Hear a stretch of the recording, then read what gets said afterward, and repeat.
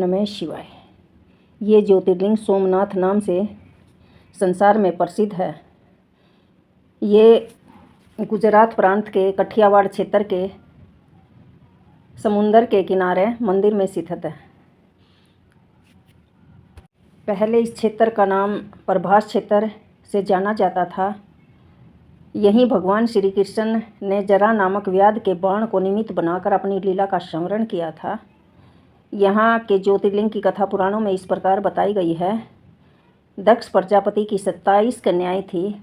उन सभी का विवाह चंद्र देवता के साथ हो गया, किंतु चंद्र देवता रोहिणी से बहुत प्रेम करता था और कन्याओं से नहीं करता था। उनके इस कार्य से दक्ष प्रजापति की कन्या बहुत दुखी थी। उन्होंने अपनी यह कथा अपने पिताजी को सुनाई। दक्ष प्रजापति ने इसके लिए चंद्रदेव को बहुत समझाया, किंतु रोहिणी के प्यार में बहुत वशीभूत था। उस पर इन बातों का, दक्ष की समझाई बातों का कोई फर्क नहीं पड़ा, कोई प्रभाव नहीं पड़ा। अतः दक्ष ने क्रोधित होकर उसे श्राप दे दिया कि तू अक्षय हो जा। इस शाप के कारण चंद्रदेव तत्काल अक्षयग्रस्त हो गए। उनके अक्षयग्रस्त होते ही पृथ्वी पर सुधा, शीतलता, वर्षण का उनका सारा कार्य रुक गया। चारों ओर त्राही त्राही मच गई। चंद्रमा भी बहुत दुखी हो गया और चिंतित भी थे। उनकी प्रार्थना सुनकर इंद्र आदि देवता तथा वशिष्ठ आदि ऋषिगण उनके उद्धार के लिए पितामह ब्रह्मा जी के पास गए। सारी बातों को सुनकर ब्रह्मा जी ने कहा, चंद्रमा, अपने शाप विमोचन के लिए अन्य देवताओं के साथ प्रभास क्षेत्र में जाकर मृत्युंजय भगवान की आराधना कर। उनकी कृपा से अवश्य ही ये शाप नष्ट हो जाएगा और तू रोग मुक्त भी हो जाएगा। उनके कहे अनुसार चंद्रदेव ने मृत्युंजय भगवान की आराधना का सारा कार्य पूरा किया। उन्होंने घोर तपस्या करते हुए 10 करोड़ मृत्युंजय मंत्र का जप किया। इससे प्रसन्न होकर मृत्युंजय भगवान शिव ने उन्हें अमरत्व का वर प्रदान कर दिया। उन्होंने कहा, हे चंद्रदेव, तुम शोक न करो। मेरे वर से तुम्हारा शाप मोचन होगा ही साथ प्रजापति दक्ष के वचनों की भी रक्षा हो जाएगी। कृष्ण पक्ष में प्रतिदिन तुम्हारी एक कला अक्षीण होगी, कम होगी, किंतु पुनः शुक्ल पक्ष में उसी क्रम से तुम्हारी एक कला बढ़ जाया करेगी। इस प्रकार प्रत्येक पूर्णिमा को तुम्हें पूर्ण चंद्रत्व प्राप्त होगा। चंद्रमा को मिलने वाले पितामह ब्रह्मा जी के इस वरदान से सारे लोगों के प्राणी प्रसन्न हो उठे। सुधाकर चंद्रदेव पुनः 10 दिशाओं में सुधा वर्षण का कार्य पूर्णतः करने लगे। शाप मुक्त होकर चंद्रदेव ने अपने अन्य देवताओं के साथ मिलकर मृत्युंजय भगवान से प्रार्थना की कि आप माता पार्वती के साथ सदा के लिए प्राणियों के उद्धार के लिए यहीं निवास करें। भगवान शिव उनकी इस प्रार्थना को स्वीकार करके ज्योतिर्लिंग के रूप में माता पार्वती के साथ तभी से यहाँ रहने लगे।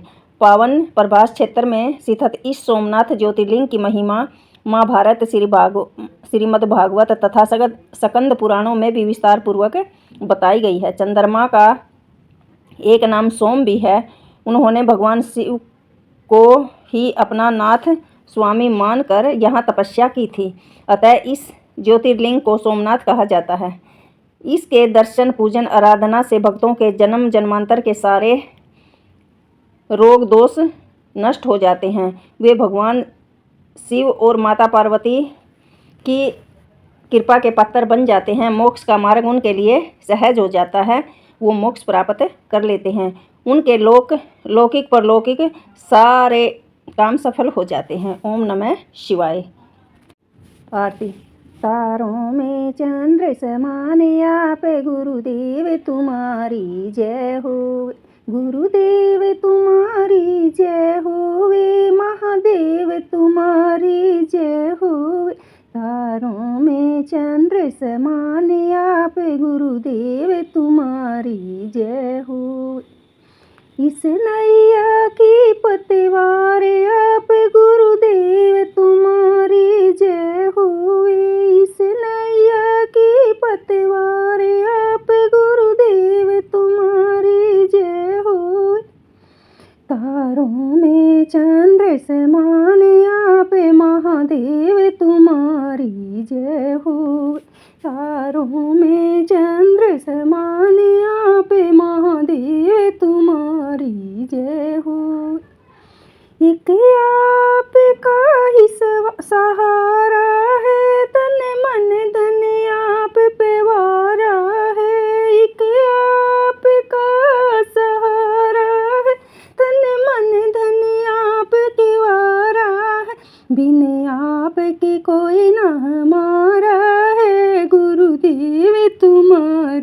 जय हो।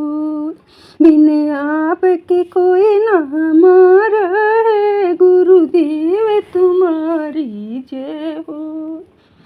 तारों में चंद्र समान आप महादेव तुम्हारी जय हो।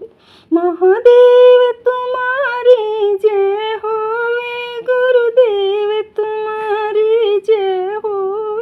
तारों में चंद्र समान आप गुरुदेव तुम्हारी जय हो। अब तक थी तलाश मुझे, गुरु आज मिले हैं आप मुझे। अब तक थी तलाश मुझे, गुरु आज मिले हैं आप मुझे। आपने हरि कृपा बुलाई है, गुरुदेव तुम्हारी जय हो। गुरुदेव तुम्हारी जय हो, वे महादेव तुम्हारी जय हो। तारों में चंद्र समान आप महादेव तुम्हारी जय हो। तारों में चंद्र समान आप गुरुदेव तुम्हारी जय हो। कुछ अर्ज मेरी मंजूर करो, कुछ तो प्रभु हजूर करो। कुछ अर्ज मेरी मंजूर करो, कुछ तो प्रभु हजूर करो। मेरे मन का अंधेरा दूर करो, गुरुदेव तुम्हारी जय हो। मेरे मन का अंधेरा दूर करो, गुरुदेव तुम्हारी जय हो। गुरुदेव तुम्हारी जय हो, वे महादेव तुम्हारी जय हो। तारों में चंद्र समान आप गुरुदेव तुम्हारी जय हो। तारों में चंद्र समान आप गुरुदेव तुम्हारी जय हो। महादेव तुम्हारी जय हो। महादेव तुम्हारी जय हो। भोलेनाथ तुम्हारी जय हो। ओम नमः शिवाय।